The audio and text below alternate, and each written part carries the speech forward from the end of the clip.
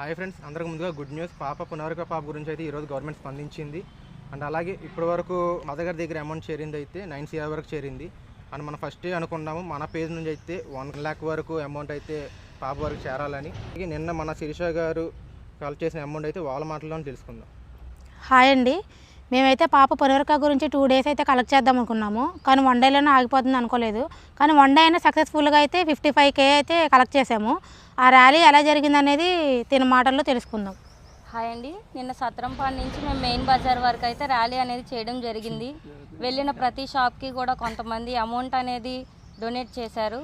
మరి కొంతమంది ఏంటంటే ఇది రియలా ఫేకా, మీరు కమిషన్ లేకుండా మీరు ఎందుకని తిరుగుతున్నారు అన్నట్టుగా మాట్లాడారండి. అండ్ అలాగే ఇప్పటి వరకు మన పేజ్ నుంచి కలెక్ట్ అయింది 58,937 రూపీస్.